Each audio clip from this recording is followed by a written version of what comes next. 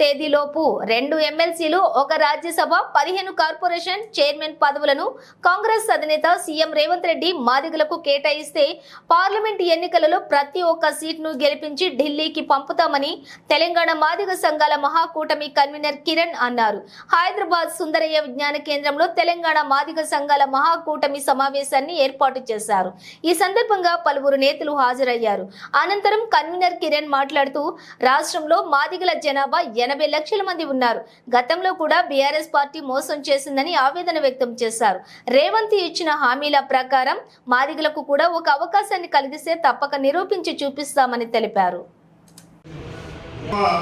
మరియు చాలా మంది పెద్దలు ఉన్నారు ఇక్కడ. అరగేడు మల్లన్న గారు ఉన్నారు. వీళ్ళందరి సమక్షంలో ఒక మాత్రమైన ఉద్యమం జరగడానికి కోసానికి వీరస్వామి గారు చెప్పారు. వీళ్ళందరూ రకమైన చర్చ జరుగుతుంది.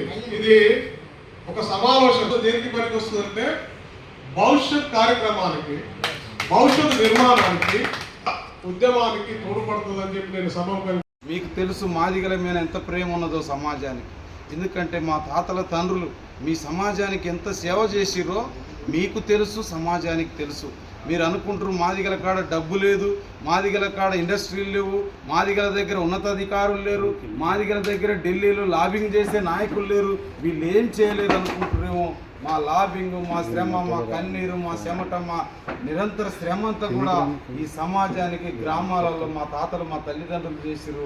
రేపు ఓటు అడిగి వాళ్ళే అయ్యా మా బిడ్డలు ఏదో అడుగుతుర్రయ్యా, మా బిడ్డలు మాకు అగౌరవం జరిగింది, మాకు ఇక్కడ అవమానం జరిగిందని మా బిడ్డలు పోటీలు ఉన్నారంట, ఇంటింటికి మేము తిరుగుతా ఉన్నామయ్యా, మీరు కూడా ఇది ఒక్కసారి వేసి మా బిడ్డల గౌరవాన్ని, మా జాతి గౌరవాన్ని ఇది ఒక్కసారి నిలబెట్టి దొరా పటేలా అని మేము ఎవరినైతే ఏ రకమైన ప్రేమతో పిలుచుకుంటామో ఆ ప్రేమతోనే రేపు ఓట్లకు పోబోతా ఉన్నాం.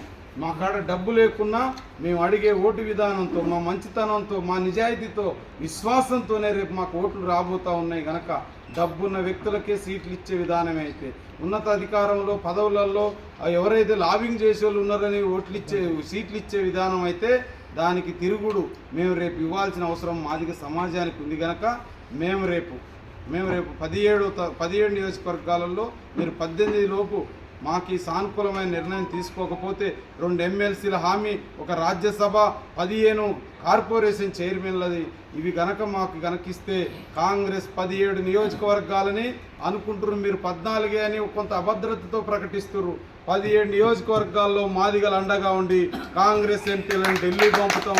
మేము మాట తప్పితే మీరు చూడండి, మీరు మాట తప్పకుండా చూసుకోండి అని చెప్పేసి రేవంత్ రెడ్డి గారికి విజ్ఞప్తి చేస్తూ ఉన్నాం.